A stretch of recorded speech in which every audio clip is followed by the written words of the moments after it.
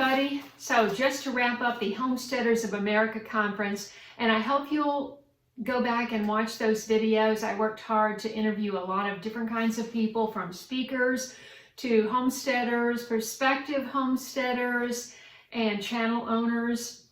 And I hope you enjoy that series. I put it together in a playlist, so be sure and check that out. I'll put the link right up there. But to wrap everything up, I just wanted to pick it up on Sunday morning, where I left a rainy and low visibility Front Royal, Virginia, heading to Asheville to spend a couple of nights with my son Walker and wife Margot in their new house. So take a look. Hey everybody, it is Sunday morning and I am hitting the road to go to Asheville. It was a great conference. I look forward to sharing a lot of clips and information and people that I met when I get home and get it cut together. So thanks for following my journey. Walker and Margot bought a large house built in 1927 in a gorgeous neighborhood. I have to admit, I was a little jealous walking Fred, their well-trained red golden retriever, down such beautiful tree-lined streets in Biltmore Forest. When I spotted two chimneys, I asked Margot where the other fireplace was, and I went on a quest to locate it, and did, in the basement. It had been sealed off at some point, and I noted that would be a great project to open up the wall, put in a radiant wood stove, which would probably heat all 3 floors.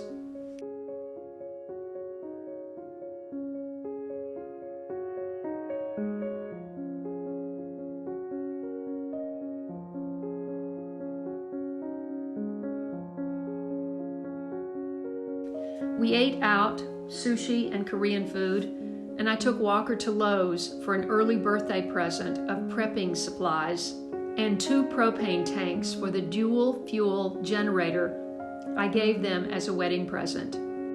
They play beach volleyball on teams up at Highland Brewing, a huge outdoor complex on top of a hill where evidently some film company used to exist.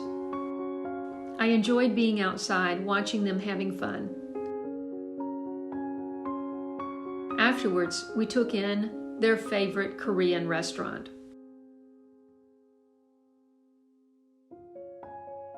That last morning, after a 20-minute walk with Fred, I hit the road back home.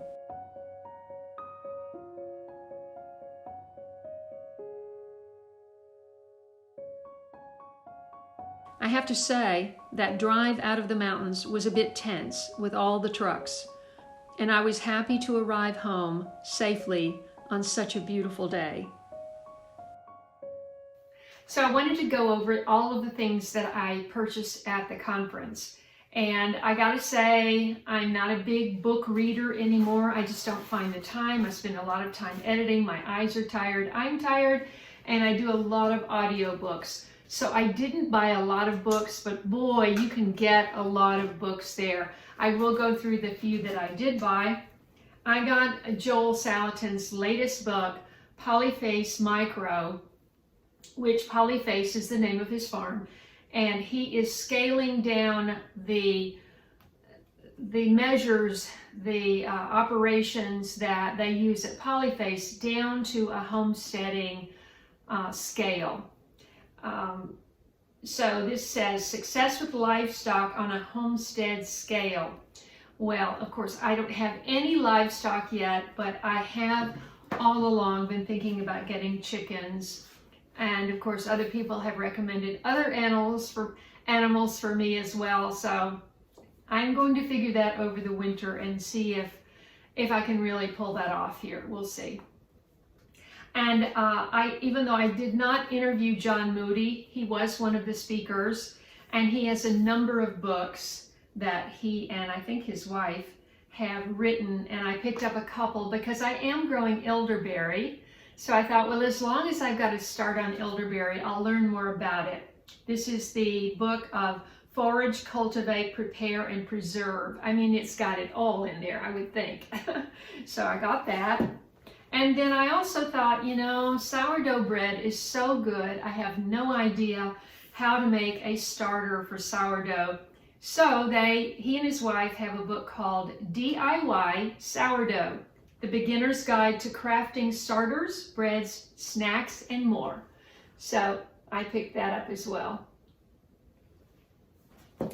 Also, I got from Melissa K. Norris, I'm sure you know who she is, of the Pioneering Today podcast. She has a podcast, a channel. She's published a number of books. I interviewed her in one of my segments from the conference.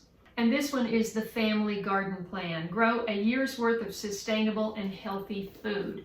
Well, I would love to know how to do that here on this new property of mine, so that I got that as well.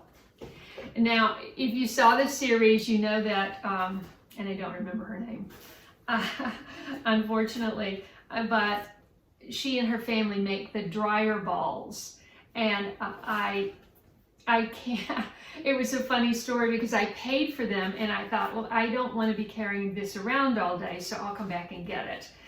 And then I was listening to Rory Feek play and sing in his last act, the final act of the conference was Rory Feek, songwriter, musician, and storyteller. And I went, oh my gosh, I never went back and got my dryer balls. I went over there, her booth was completely gone and packed up. And there was a big van and trailer there, and I didn't know if it was hers. And so I thought, oh shoot, I couldn't even remember her name, and I still don't. But she just happened to walk out of the performance space, the big barn, at the same moment I was walking back in, thinking, what am I going to do? And we walked over to her car, and she had them sitting there with my name, late bloomer, on there. Okay, big news is I haven't signed up yet, but I am going to be an affiliate for Seeds for Generations. It's a heritage heirloom seeds from our family to yours. This is a family seed company. And you saw it in my video. I showed the boxes of seeds at least, and their sign. And so they had a special of 20 seed packs for $44. And so I was just going through there just like, okay, yeah, take. I spent like 5 minutes pulling all these out. And I got tomatoes, of course, beets, let's see, is that zinnias, and borage. I'm out of borage. I grew borage this year, but it, I'm just so used to how it does in California. It just explodes and fills up the whole garden, and it didn't do that here. I was really shocked. So I had used all my borage seeds, did not collect any, so got some. And I got, let's see, snapdragon, forget-me-nots. I got a lot of flowers. Dill, zinnias, I got quite a few of these. Nasturtium, remember I always had nasturtium in California. You plant it once and it just keeps coming up every year. But I didn't plant any here, so I didn't have any. And I got some really interesting purple bush beans. These are dragon tongue. And they look really interesting. And I am committed to doing a better job with my beans next year. And I grew this in California, but I didn't have any here. And this is Romanesco cauliflower, which is the yellow pointed one. It's really, really pretty. And also got purple broccoli. Love that. So I got some China rose carrots and crookneck squash, which I didn't happen to have. And I got Sierra Gold melon, which looked really good. Burgundy okra, which I'm out of. Kohlrabi. I gotta say, I didn't love eating that, but it's really beautiful to grow, and somebody else might enjoy it. So I also got leeks. I'm out of those seeds, and more Brussels sprouts. Why did I get these? These are, it's a different kind of, a different variety than I had. So I am concerned because remember 2 years ago, you couldn't get seeds. I mean, you really couldn't get seeds. And so I want to have plenty of seeds, more seeds than I need, so that I could barter seeds for getting help here. I'm going to be really looking into bartering my provisions in exchange for help, because I'm going to need a lot of help here. It's obvious. Okay, I am drinking aged Earl Grey with bergamot and chaga. And if you haven't looked into the benefits of chaga, you really should. It is really being talked about a lot now. Chaga is a mushroom, and they make a powder or chunks of the chaga, which I believe grows on birch trees, and a lot of health benefits. Just reading about it again today. So Haas seeds, where's the big, oh, here's the big package. Haas seeds, this is Northeast wildflower mix, a half of a pound. Half? Yeah, a half a pound. That's enough wildflowers for this entire property. But I thought, hey, just get it, because he had $1 a packet for big fat seed packets, $1. So I got another variety of corn and sweet peas. Really too late to start them now, but, and golden wax yellow beans, which I didn't have any of that. So I got all of that. And also at Seeds of Generations, I got comfrey root, because I have a little bit of comfrey, but I didn't get it planted in the ground. It has not divided. It's just barely stayed alive. So I got 3 more comfrey roots, because I want to get more of that started. Now, on the way up there, let's see, is that everything? Of course, there's the, you know, they have a great pamphlet book when you check in. And, you know, I think it's very reasonable. This particular conference, there was no charge for parking. You know, very often when you go to a fairgrounds, you know, that's an extra vendor. And so you pay $10, $20 or whatever. There was no charge for parking. It was $55 a day, or there was a discount if you got the 2 days. And so I think that's right. So I thought it was very, very worth it. And then I picked up a CD, I think this was free, of Joel Salatin's Polyface, A World of Many Choices. Okay, so also on the way up there, there is a place called the Dutch Pantry. That's on Interstate 81. It's about maybe an hour, going up 81, it's probably an hour and a half north on 81, but you can find it. And it is an Amish run and owned store that has a lot more kinds of things than you would find in a regular grocery store. There's a lot of bulk items, and of course they make sandwiches and all of that, and fresh pastries, which I partook of. Spelt is actually an original wheat, by the way, like einkorn is. It's never been modified from its original number of chromosomes, which means it's a lot healthier for you, and it doesn't have, you don't have the gut problems you can have with modern wheat.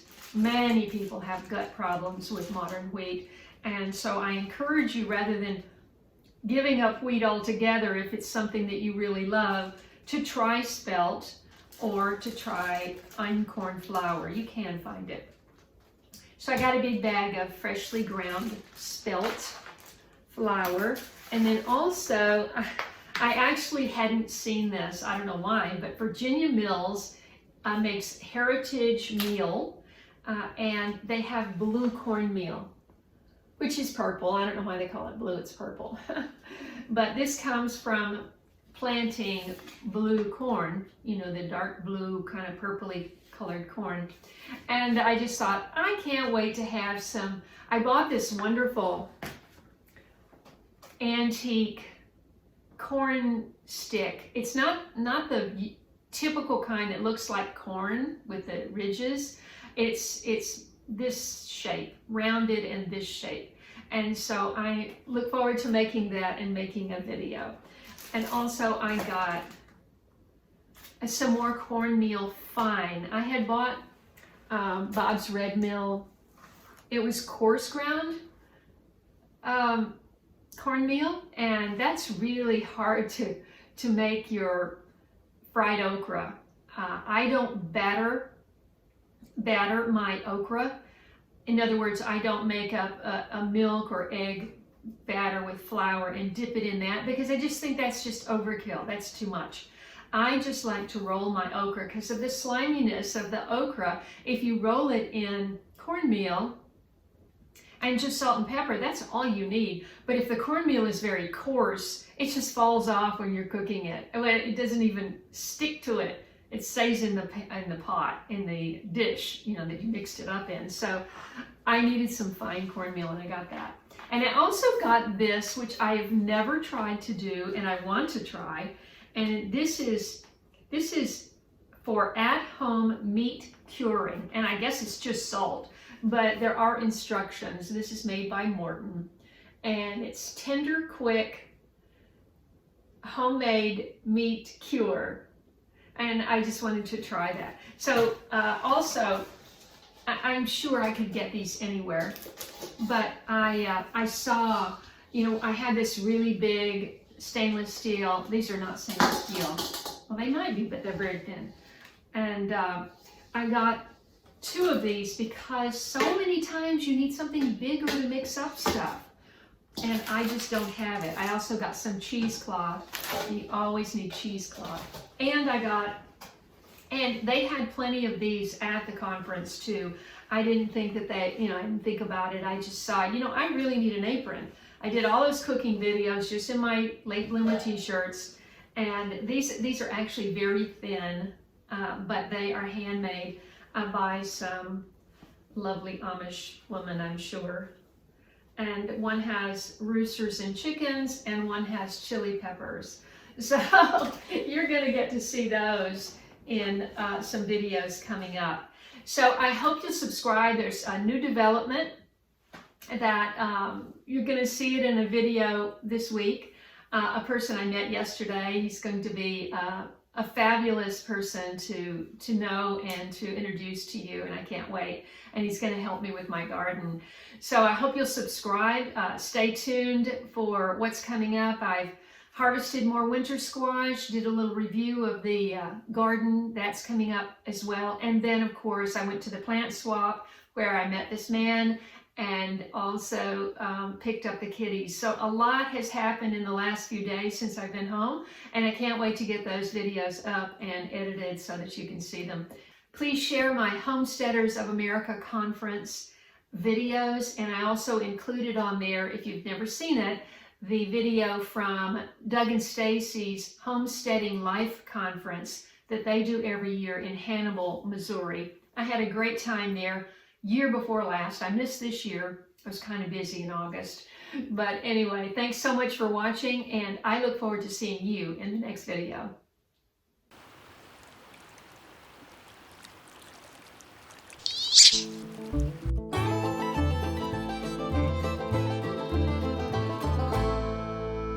If you enjoyed this video, please watch these. And don't forget to follow me on Instagram, Facebook, and Twitter. And I'll see you in the next video.